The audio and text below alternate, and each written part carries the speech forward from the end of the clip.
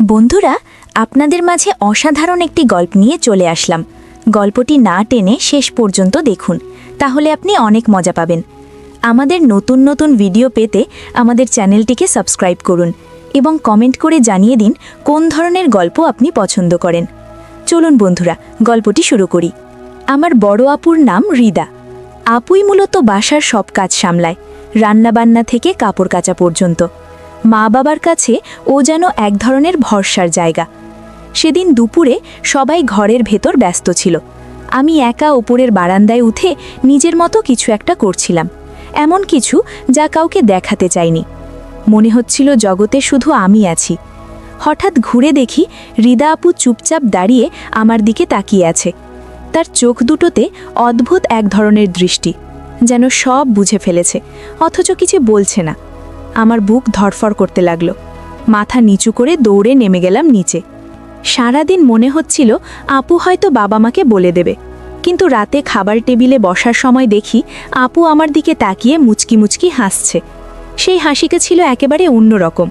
মনে হচ্ছিল ওই হাসির ভেতরেই লুকিয়ে আছে হাজারো কথা, যা আমি বুঝতে পারছি আবার পারছিও না। রাতটা আমি ঘুমোতে পারিনি। বারবার মনে হচ্ছিল আপুর সেই দৃষ্টিটা আর মুচকি হাসিটার মানে কি? সাধারণ ভাই বোনের মতো, নাকি এর ভেতরে লুকিয়ে আছে কিছু ভিন্ন রকম অনুভূতি? সেই রাতের পর থেকেই আমার ভেতরে এক ধরনের অদ্ভুত অস্থিরতা তৈরি হলো। সারাদিন আমি আপুর সামনে গিয়ে দাঁড়ালেই বুক কেঁপে উঠত। মনে হতো আপু কি আমাকে নিয়ে কিছু ভাবছে, নাকি আমি বাড়াবাড়ি কল্পনা করছি। একদিন দুপুরে বাসায় কেউ ছিল না। মা বাজারে, বাবা অফিসে, ছোট ভাই বোন স্কুলে। আমি ঘরে বই নিয়ে বসেছিলাম, কিন্তু মন একদম পড়ায় ছিল না। হঠাৎ দরজার কাছে নরম শব্দ হলো। তাকিয়ে দেখি রিদা আপু। সে কিছু না বলে ভেতরে এসে চুপচাপ আমার পাশে বসে। বাতাসে রান্নাঘরের গন্ধ, কিন্তু তার শরীর থেকে অন্যরকম এক মিষ্টি গন্ধ ভেসে আসছিল। আমি বইয়ের পাতায় চোখ রাখার চেষ্টা করছিলাম, অথচ মন পুরোপুরি আপুর উপস্থিতিতে ডুবে যাচ্ছিল। আপু আসতে বলল, তুই সারাদিন এত চুপচাপ থাকিস কেন? তার চোখ দুটো আমার দিকে স্থির হয়েছিল। আমি উত্তর দিতে পারছিলাম না। বুকের ভেতর শব্দ হচ্ছিল, যেন ঢোল বাজছে। আমি বললাম, না তেমন কিছু না আপু গো। আপু হেসে উঠল। সেই হাসিটা ছিল মায়ামাখা, কিন্তু ভেতরে যেন অন্য কিছু লুকানো। ধীরে ধীরে তার হাত আমার বইয়ের ওপর এসে পড়ল। আমি অবাক হয়ে তাকিয়ে রইলাম। আপু যেন বুঝতে পারছিল আমার ভেতরের কাঁপুনি। সে আরেকটু কাছে এগিয়ে এলো। আমাকে ভয় পাস না, আমি তোকে কিছু বলবো না, যা দেখেছি। তার কণ্ঠে এক ধরনের ফিসফিসানি, যেন শুধুই আমার কানে পৌঁছায়। আমি হঠাৎ অনুভব করলাম আমাদের মাঝে এক অদৃশ্য স্রোত বইছে। কিছুক্ষণ নীরবতা, কেবল আমাদের দুজনের নিঃশ্বাসের শব্দ মিলেমিশে যাচ্ছিল। আমি ধীরে ধীরে চোখ তুললাম, আপুর চোখের সঙ্গে চোখ মিলিয়ে। সেই চোখে এক ধরনের গভীরতা, যা আমাকে টেনে নিচ্ছিল অচেনা এক জগতে। আপু মুচকি হেসে বলল, তুই ভাবিস আমি কিছু জানি না? সবই বুঝি। আমি আর নিজেকে সামলাতে পারছিলাম না। সেই মুহূর্তে মনে হচ্ছিল আমরা আর শুধু ভাই বোন নই, এর চেয়ে ভিন্ন আরও গভীর কোনো সম্পর্কের দিকে এগিয়ে যাচ্ছি। তারপর আপুর হাত আমার হাতটা শক্ত করে চেপে ধরল। আমার শরীর কেঁপে উঠল। বুকের ভেতর জমে থাকা অস্থিরতা হঠাৎ যেন ঝড় হয়ে বেরিয়ে এলো। সেদিন দুপুরটা আমাদের জীবনের প্রথম রোমাঞ্চকর মুহূর্ত হয়ে রইল, যেখানে আর কোনো শব্দ ছিল না, ছিল শুধু চোখের ভাষা, নিঃশ্বাসের ভেতর মিশে যাওয়া কাঁপুনি আর এক ধরনের নিষিদ্ধ আবেগ। সেদিন দুপুরে হাত ধরার পর থেকে আমার ভেতরে এক অজানা উত্তেজনা তৈরি হয়েছিল। মনে হচ্ছিল পৃথিবীটা যেন একেবারে নতুন হয়ে গেছে। কিন্তু সেই মুহূর্তটা হঠাৎ করেই শেষ হয়ে গেল মা বাজার থেকে ফিরে আসায়। আপু দ্রুত উঠে দাঁড়িয়ে স্বাভাবিক ভঙ্গিতে কাজকর্মে ব্যস্ত হয়ে গেল। আমি স্তব্ধ হয়ে বসে রইলাম। বুকের ভেতর ঢেউয়ের মতো কাঁপুনি থামছিল না। সেই দিনটার পর থেকে আমাদের মধ্যে এক অদ্ভুত পরিবর্তন এলো। আগে আপু আমাকে ছোট ভাই হিসেবে দেখত, কিন্তু এখন তার দৃষ্টির ভেতর লুকিয়ে থাকত অন্য কিছু। যখনই আমি পড়ার টেবিলে বসি, আপু অকারণে এসে পাশে দাঁড়িয়ে থাকে। রান্নাঘরে গেলে দেখতাম সে ইচ্ছে করেই কথা বলে আমাকে কাছে টেনে নিচ্ছে। একদিন বিকেলে সবাই আঙিনায় গল্প করছিল, আর আমি ওপরের বারান্দার রেলিংয়ে হেলান দিয়ে বসেছিলাম। হঠাৎ টের পেলাম পেছন থেকে আপু এসে দাঁড়িয়েছে। আমি ঘুরে তাকাতেই সে মুচকি হেসে বলল, তুই আমাকে ভয় পাস কেন? আমি তোতা তোতা করে বললাম, না আপু, ভয় না, মানে কি? আপু ধীরে ধীরে এগিয়ে এসে একেবারে আমার কানের কাছে ফিসফিস করে বলল, তোর চোখের সব লেখা থাকে গো। সেই মুহূর্তে আমার শরীর কেঁপে উঠল। বাতাসে হালকা শিউলি ফুলের গন্ধ ভেসে আসছিল, আর আপুর নিঃশ্বাস মিশে যাচ্ছিল আমার গালে। আমি অনুভব করলাম এই দূরত্বটা আর আগের মতো নেই।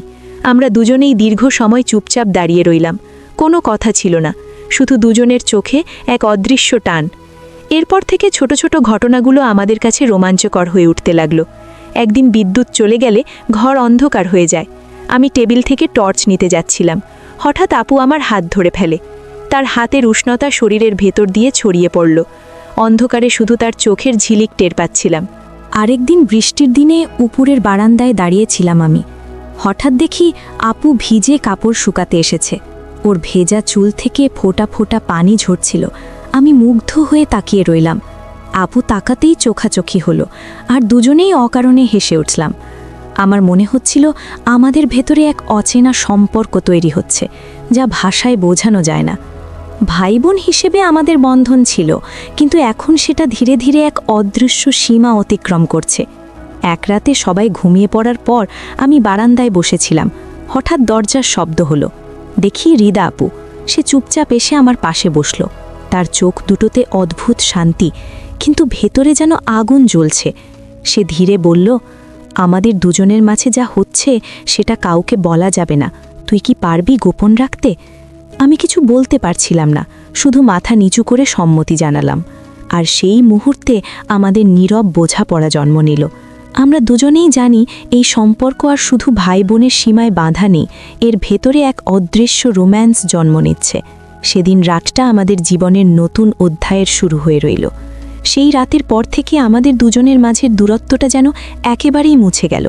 আগে যেভাবে আপুর সামনে দাঁড়াতাম, লজ্জা পেতাম, এখন আর তেমনটা থাকতো না। বরং মনে হতো আপুই আমাকে ইচ্ছে করে টেনে নিচ্ছে এক অজানা দিকের দিকে। দিন যত যাচ্ছিল আমাদের মাঝের বোঝাপড়া ততই গভীর হচ্ছিল, কিন্তু এর সঙ্গে সঙ্গে ভেতরে ভেতরে এক ধরনের ভয়ও কাজ করছিল। যদি কেউ টের পেয়ে যায়, যদি মা বাবা কোনো দিন বুঝে ফেলে। একদিন সন্ধ্যায় সবাই আঙিনায় বসে গল্প করছিল। আমি একপাশে বসেছিলাম। আপু রান্নাঘর থেকে নাস্তা আনছিল। হঠাৎ আমাদের চোখাচোখি হলো। আপু একবার মুচকি হেসে তাকালো, তারপর চোখ নামিয়ে নিল। আমি বুঝতে পারলাম সেই হাসির ভেতরে অদ্ভুত এক গোপন বার্তা আছে। রাত নামতেই আমি ঘরে ঢুকলাম। জানালার পর্দা টেনে বসেছিলাম। হঠাৎ দরজার হালকা শব্দ হলো। আমি চমকে উঠলাম। দরজা খুলতেই দেখি রিদা আপু। সে খুব আস্তে ভেতরে ঢুকে দরজা বন্ধ করে দিল। তুই একা বসে আছিস কেন? আপু ফিসফিস করে বলল। আমি বললাম, ঘুম আসছিল না গো। আপু এসে আমার পাশে বসল। বাতাসে হালকা আতর আর শ্যাম্পুর গন্ধ। মুহূর্তেই পুরো ঘর যেন বদলে গেল। সে ধীরে ধীরে আমার হাতটা নিজের হাতে নিয়ে বলল, তুই আমার চোখের দিকে তাকাস না কেন? আমি সাহস করে তাকালাম। তার চোখে এমন এক গভীরতা যা আমার বুক কাঁপিয়ে দিল। মনে হচ্ছিল সেই চোখে আমি ডুবে যাচ্ছি। আপুর ঠোঁটের কোণে হালকা হাসি ফুটল। তারপর ধীরে ধীরে সে আমার কাঁধে মাথা রাখল। আমার নিঃশ্বাস বন্ধ হয়ে আসছিল। চারপাশে যেন পৃথিবী নেই, শুধু আমরা দুজন। সে ফিসফিস করে বলল, আমাদের সম্পর্কটা কেউ বুঝতে পারবে না, তবে আমরা জানি এই অনুভূতি সত্যি কি। আমি কেঁপে উঠলাম। মনে হচ্ছিল আপুর প্রতিটি শব্দ আমার বুকের ভেতরে ঢেউ তুলছে। কিছুক্ষণ পর আপু মাথা তুলে আমার দিকে তাকালো। তার চোখে এক অদৃশ্য টান যা আমাকে কাছে টেনে আনছিল। মুহূর্তটা যেন থেমে গেল। আমরা দুজনেই নির্বাক একে অপরের খুব কাছে চলে এলাম। ঠিক তখনই বাইরের দরজা জোরে বন্ধ হওয়ার শব্দ হলো। বাবা ফিরে এসেছে। আমরা দুজনেই চমকে উঠলাম। আপু তাড়াতাড়ি উঠে দাঁড়িয়ে বলল, কিছু হয়নি, মনে রাখিস কাউকে জানাতে দেয় না পাইগো। সে দ্রুত ঘর থেকে বের হয়ে গেল। আমি একা বসে রইলাম। বুক ধরফর করছে। মনে হচ্ছিল আমরা যে পথে এগোচ্ছি সেটা আর থামানো যাবে না, কিন্তু সেই পথ ভয়ঙ্করও বটে। সেই রাতটা আমার জীবনের সবচেয়ে অস্থির রাত ছিল। আমি বুঝে গেলাম আমাদের সম্পর্ক আর ভাই বোনের সীমায় নেই, এটা আস্তে আস্তে রোম্যান্টিক বাঁধনে জড়িয়ে যাচ্ছে। আর সেই বাঁধন যতই লুকানো থাকুক, একদিন না একদিন আমাদের পুরোপুরি গ্রাস করবে। বাবার হঠাৎ দরজার শব্দে সেদিন রাতটা শেষ হয়ে গেলেও আমাদের ভেতরের আগুন একেবারেই নিভল না, বরং দিন যত যাচ্ছিল সেই আগুন যেন আরও ছড়িয়ে পড়ছিল। পরদিন সকালে যখন সবাই ব্যস্ত, আমি চুপচাপ বারান্দায় দাঁড়িয়েছিলাম। হঠাৎ দেখলাম রিদা আপু কাপড় মেলতে এসেছে। সূর্যের আলোয় তার মুখে অদ্ভুত একটা লাবণ্য ঝলমল করছিল। আমি অন্যমনস্ক হয়ে তাকিয়ে আছি। হঠাৎ আপুর চোখ আমার চোখের সঙ্গে আটকে গেল। সে মুচকি হেসে ধীরে বলল, এভাবে তাকিয়ে থাকিস কেন? আমি তোতলালাম, না মানে কিছু না গো। আপু কাছে এসে বলল, তোর চোখ সব বলে দেয়, লুকানোর চেষ্টা করিস না গে। সেই মুহূর্তে আমি অনুভব করলাম আমাদের মাঝে আর কোনো দেয়াল নেই। সেদিন দুপুরে সবাই ঘুমোচ্ছিল, গরম হাওয়া বইছিল, চারপাশ নিস্তব্ধ। আমি পড়ার টেবিলে বসে থাকার ভান করছিলাম, অথচ বুকের ভেতর শুধু আপুর চিন্তাই ঘুরছিল। হঠাৎ দরজার কপাট হালকা কেঁপে উঠল। আমি ঘুরে দেখি আবারও রিদা আপু। সে আস্তে দরজা বন্ধ করে ভেতরে ঢুকল, চোখে মুখে কেমন এক রহস্যময় ভঙ্গি। পড়াশোনা বাদ দে, আমার সঙ্গে চল। আমি অবাক হয়ে তাকালাম।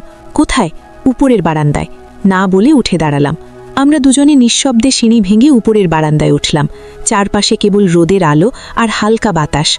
আপু এসে রেলিংয়ের পাশে দাঁড়ালো। বাতাসে তার চুল উড়ছিল। আমি মুগ্ধ হয়ে তাকিয়েছিলাম। হঠাৎ আপু ফিরে আমার দিকে তাকালো।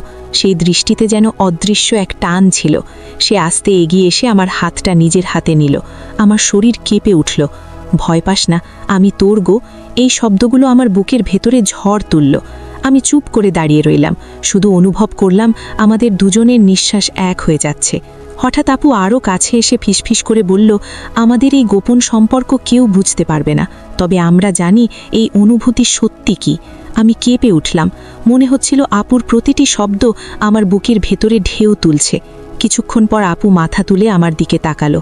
তার চোখে এক অদৃশ্য টান যা আমাকে কাছে টেনে আনছিল। মুহূর্তটা যেন থেমে গেল।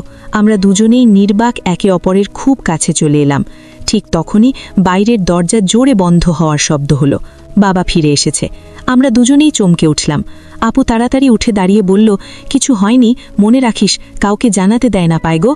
সে দ্রুত ঘর থেকে বের হয়ে গেল। আমি একা বসে রইলাম, বুক ধরফর করছে। মনে হচ্ছিল আমরা যে পথে এগোচ্ছি সেটা আর থামানো যাবে না, কিন্তু সেই পথ ভয়ঙ্করও বটে। সেদিন রাতে আমি আবার বারান্দায় বসেছিলাম। হঠাৎ পেছনে হালকা শব্দ হলো। ঘুরে দেখি রিদা আপু দাঁড়িয়ে আছে। সে আস্তে এসে বলল, আজ সারাদিন তোকে না দেখে থাকতে পারলাম না আগে। আমার বুকের ভেতর কেমন করে উঠল। আপু কাছে এসে বলল, প্রতিশ্রুতি দে, তুই কখনো আমাকে ছাড়বি না আগে। আমি এক মুহূর্ত দেরি করিনি, মাথা নাড়িয়ে বললাম, কখনো না গো। আপুর চোখ ঝিলমিল করে উঠল। সে আস্তে আমার হাতের আঙুলগুলো জড়িয়ে ধরল। সেই মুহূর্তে মনে হচ্ছিল আমরা পৃথিবীর সব নিয়ম ভেঙে এক অজানা জগতে ঢুকে পড়েছি। আর সেদিন রাতেই আমাদের সম্পর্কটা শুধু রোমাঞ্চ নয়, গভীর আবেগের বাঁধনে বেঁধে গেল। সেদিন রাতের প্রতিশ্রুতির পর থেকে আমাদের ভেতরে এক অদ্ভুত শান্তি নেমে এলো। মনে হচ্ছিল আমরা দুজনেই বুঝে গেছি এই পথ থেকে আর ফেরার কোনো উপায় নেই। কিন্তু সেই শান্তির আড়ালে লুকিয়েছিল ভয়। ভয় যদি কেউ টের পেয়ে যায়। পরদিন সকালে আমি পড়ার ভান করে টেবিলে বসেছিলাম। বইয়ের পাতায় চোখ রাখলেও মন ছিল একেবারে অস্থির। বারবার মনে হচ্ছিল গত রাতের প্রতিশ্রুতিটা কি সত্যি রাখা সম্ভব। ঠিক তখনই দরজার পাশে হালকা শব্দ হলো। আমি তাকিয়ে দেখি রিদা আপু। সে হেসে ভেতরে ঢুকল, হাতে এক কাপ চা আমার টেবিলে রেখে বলল, পড়াশোনায় মন নেই তাই না? আমি অবাক হয়ে তাকালাম। আপুর চোখ দুটো যেন আমার মনের ভেতরটা পড়ে ফেলছে। তুই আমার চোখ থেকে কিচ্ছু লুকাতে পারবি না আগে। তারপর সে চুপচাপ আমার পাশে বসে পড়ল। চায়ের কাপ থেকে ধোঁয়া উঠছিল আর তার হাত আলতোভাবে আমার হাত ছুঁয়ে গেল। সেই ছোঁয়া আমাকে পুরো শরীর কাঁপিয়ে দিল। সেদিন দুপুরে মা বাবা ঘুমাচ্ছিলেন। ছোটরা স্কুল থেকে ফিরেছে, খেলতে গেছে আঙিনায়। বাড়ি জুড়ে এক ধরনের নিস্তব্ধতা। আমি বারান্দায় দাঁড়িয়েছিলাম। হঠাৎ আপু এসে পাশে দাঁড়ালো। তার কাঁধ আমার কাঁধে ছুঁয়ে গেল। বুকের ভেতর ধকধকানি শুরু হলো। সে ধীরে ধীরে বলল, তোকে ছাড়া আমার এখন এক মুহূর্ত ভালো লাগে না। আমি কিছু বলতে পারছিলাম না, শুধু তার দিকে তাকিয়ে রইলাম। হঠাৎ আপু আমার হাত ধরে টেনে ভেতরের ঘরে নিয়ে গেল। দরজা বেজিয়ে দিয়ে বলল, এখানে কেউ আসবে না। আমার বুক ধরফর করছিল। আপু সামনে দাঁড়িয়ে চোখের দিকে তাকালো। তার দৃষ্টিতে অদৃশ্য আগুন। ধীরে ধীরে সে আমার কাছে এগিয়ে এলো। আমি নিঃশ্বাস ফেলতে ভুলে যাচ্ছিলাম। হঠাৎ করেই দরজার বাইরে থেকে ছোট ভাই রাহুলের ডাক শোনা গেল। আপু, মা ডাকছে। আমরা দুজনেই চমকে উঠলাম। আপু দ্রুত আমার হাত ছাড়ল, যেন কিছু হয়নি এমন ভান করে বাইরে চলে গেল। আমি একা বসে রইলাম, বুক ধুকপুক করছে। মনে হচ্ছিল আমরা ধরা পড়ে যাচ্ছিলাম, অল্পের জন্যই। সেদিন রাতে আমি বারান্দায় বসে আকাশের দিকে তাকিয়েছিলাম। মনে হচ্ছিল এই গোপন বাঁধন একসময় আমাদের ধরা খাওয়াবে, কিন্তু ভেতরের টান এত প্রবল যে দূরে সরে যাওয়া অসম্ভব। ঠিক তখনই পেছনে হালকা শব্দ হলো। ঘুরে দেখি আবার রিদা আপু। সে আস্তে এসে আমার পাশে বসল, তারপর বলল, আজকে খুব ভয় পেয়েছিলাম, যদি সত্যি কেউ টের পেত। আমি চুপ করে রইলাম, কিছু বলার ভাষা ছিল না। আপু ধীরে ধীরে আমার হাত ধরল। যাই হোক না কেন, আমি তোর কাছ থেকে দূরে যেতে পারবো না আগে। তার চোখে জল চিকচিক করছিল। আমি অবাক হয়ে তাকালাম। জীবনে প্রথমবার দেখলাম আপু এতটা ভেঙে পড়েছে। আমি আস্তে বললাম, আমিও না গো। আমাদের দুজনের আঙুল শক্ত করে জড়িয়ে রইল। চারপাশে অন্ধকার, নিস্তব্ধতা, শুধু আমাদের নিঃশ্বাসের শব্দ। মনে হচ্ছিল এই নীরব রাতই আমাদের সাক্ষী হয়ে থাকবে। কিন্তু যতই প্রতিশ্রুতি দিই, মনের ভেতরে ভয়টা যেন আরও বেড়ে যাচ্ছিল। আমরা দুজনেই বুঝতে পারছিলাম এই সম্পর্ক সাধারণ নয়। এটা যদি কখনো ফাঁস হয়ে যায়, পুরো পরিবার ভেঙে যাবে। তবুও আমাদের পা যেন থামছিল না। আমরা যতটা দূরে থাকতে চাইছিলাম, ঠিক ততটাই কাছে টেনে আনছিল ভাগ্য। সেই রাতে আমি ঘুমোতে পারিনি। জানালা দিয়ে তাকিয়েছিলাম আকাশের দিকে, আর মনে হচ্ছিল এই সম্পর্কটা এখন শুধু রোমাঞ্চ নয়, এটা আমাদের দুজনের জীবন বদলে দেওয়ার মতো কিছু হয়ে উঠছে। সেই রাতে বারান্দায় বসে থাকা অবস্থাতেই রিদা আপু আমার হাত ধরেছিল শক্ত করে। আমরা দুজনেই জানতাম এই অনুভূতি লুকানো যাবে না, আবার প্রকাশও করা যাবে না। আপু আস্তে বলল,